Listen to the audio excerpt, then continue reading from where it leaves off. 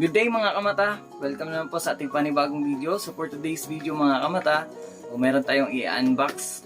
Before tayo magsimula mga kamata, so matagal-tagal na din tayong hindi nakapag-upload dito sa ating channel. So busy lang sa work, so kaya hindi tayo nakapag-upload.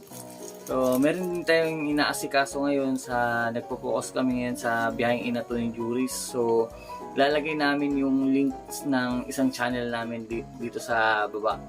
Tsaka kung hindi nyo pa po na bisita yung page namin sa Facebook, paki-like and follow na lang po ng biyaheng Inato ni Juris. Dito sa YouTube mga kamata, meron na din kaming isang channel na biyaheng Inato ni Juris. So eto yon. So please subscribe din sa aming bagong channel. So kaya kami gumawa ng isang channel para mag-focus kami sa isang content doon.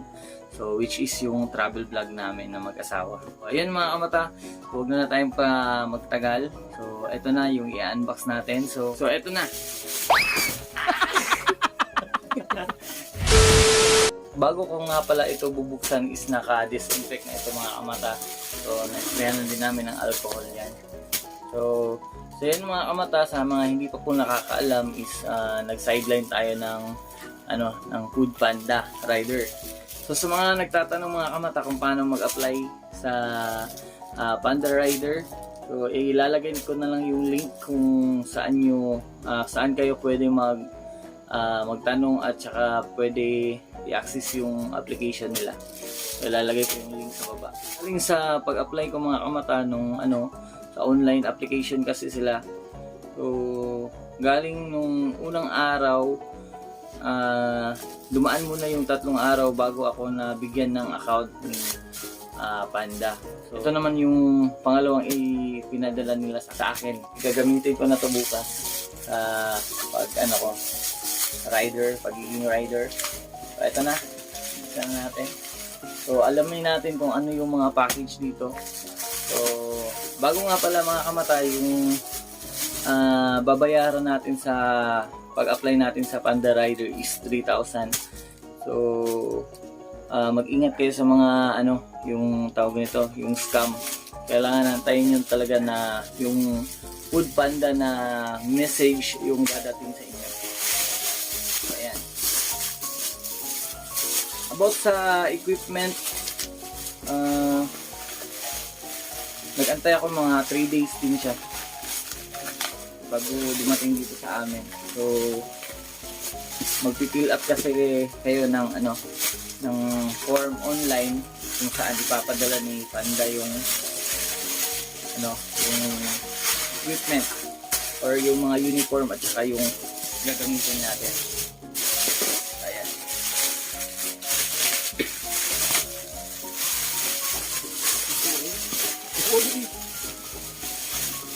So, pink na pink.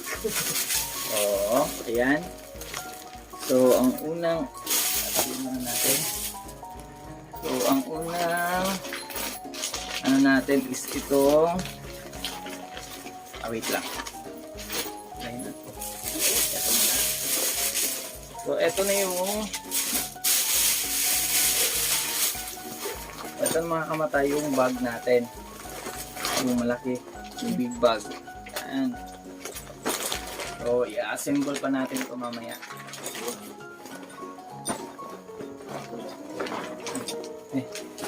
So, ang pangalawa naman mga kamata is itong thermal bag na maliit. Ayan. Tsaka uniform. Ayan. Uniform large. Ito muna natin. T-shirt. Large. Ayan. Pangalawa, uniform. At yung ito. T-shirt. Itong jacket. Pangatlo, yan. Saka itong raincoat. Bago. Yan, raincoat. Raincoat? Puti ito mga kamata, so hindi muna natin siya bubuksan. Tapos itong Save Plus ng Caltex. Tapos ito ang GCash card. Try natin tingnan mga kamata kung ano ba talaga yung laman talaga nito. Ay, dito eh. Ano ka lang Card. Oh, yan. Natin yan. So, yan. May Gcash card na tayo. So, ito yung mga ano natin, nakuha natin sa 3,000 na binayaran natin sa Foodpanda. So, yung account, first, yung account, tsaka yung equipment, tsaka yung itong mga uniform, tsaka yung card. So, ayan. Symbol muna natin yung ito, bag.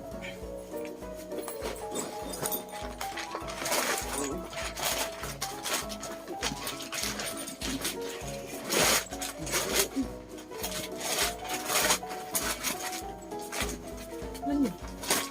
Ang pagkakas sa appreciate.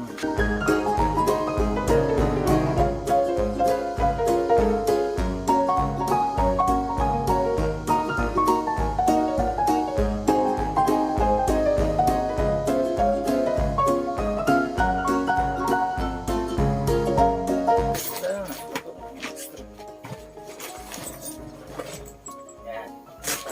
Yung loob. Yan. So, ayan. Suot din tayo ng isang uniform. T-shirt lagi. Tama ka dyan. Yan mga kamata, so yun, swerte tayo kasi wala yung may nakita kasi akong na mga videos na gumawa din sila ng unboxing pero maraming kulang sa kanila. So ito sa atin, Yung size lang. oh, kompleto naman siya. So yung size lang ito yung parang hindi ko na check ata ito. Dapat large din. So ayan, so far wala namang ano. So nandito naman siya lahat. Pinaka-importante yung Gcash card natin kasi lalo na pag mga online transaction yung makukuha nating order, automatic na papasok doon sa Gcash natin account. So ayan.